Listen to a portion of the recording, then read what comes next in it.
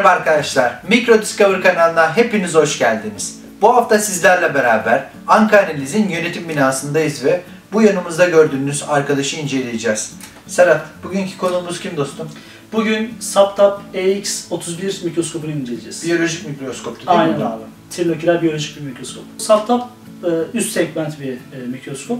Ankara'nın de bayağı dikkat çeken ürünlerden biri bu aslında. Tabii. Yeni alınan bir distribütörlük. Evet, bayağı dikkat çekti.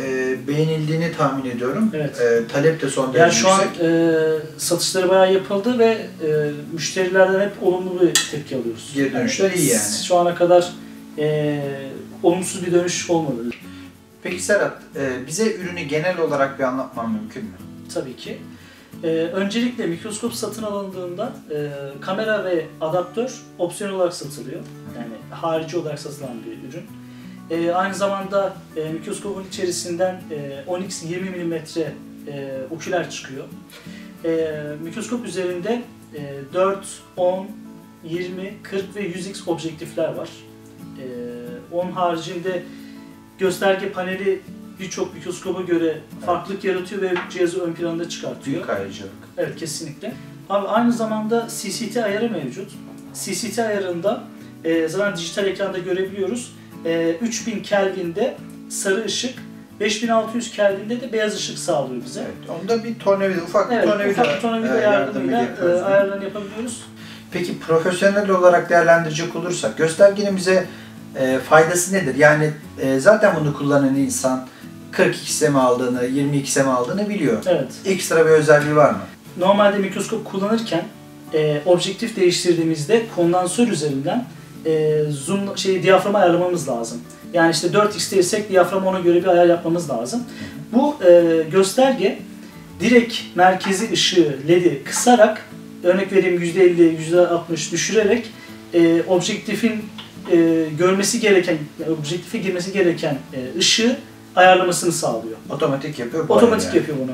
Yani Kelvin ayarını dengelemeyi sağlıyor. Yani biz burada direkt şu merceği oynattığımız zaman ışığı da ayarlıyor. Evet. Aynı zamanda kaç x zoom'da olduğunu belirtiyor ve ışığın yüzdesini de gösteriyor doğru değil mi? Aynen. Aynı zamanda burada eğitici olarak da bir yüzde dilimini de veriyor aslında. Yani tabii, bir ışığın kaçta olması gerektiğini. Mesela bazı merceği çevirdiğiniz zaman işte %90 yazıyor ışık gücü. Bazı merceği çevirdiğiniz zaman %40. Bu da ki çok önemli bir detay.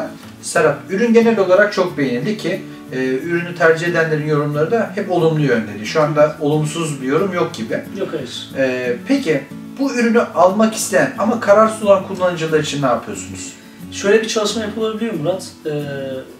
Numuneyi bize gönderebiliyorlar. Burada çalışma yapıp görüntüleri yollayabiliyoruz. Aynı zamanda İstanbul içindeyse ya da İstanbul dışında da birçok kez oluyor.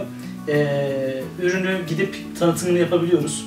Direkt müşteri bu ürünü kullanıp, birebir olarak kullanıp görüntü kalitesini, ürün kalitesini, malzeme kalitesini falan gözlemleyip satın alabiliyorlar. Yani yerinde inceleme Aynen, gibi. yerinde inceleme yapılabiliyor. Müşteri de tabii buraya gelebilir. İsterse siz cihazla beraber gidip mini bir sunum yapıyorsunuz. Karşı tarafın kullandığı numunelerle beraber bir çalışma yapıp cihazla ilgili teknik olarak bütün bilgileri de vermiş oluyorsunuz ki bu güzel bir ayrıntı.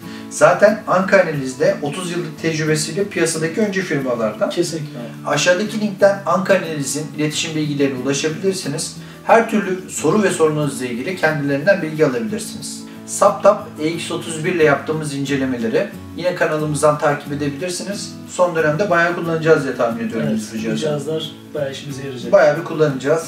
Siz de merak ettiğiniz, incelemek istediğiniz, daha yakından bakmak istediğiniz ne varsa aşağı yorum olarak yazabilirsiniz. Serhat, verdiğin bilgiler için teşekkür ediyorum. Ben teşekkür ederim. Bir sonraki videomuzda görüşmek üzere.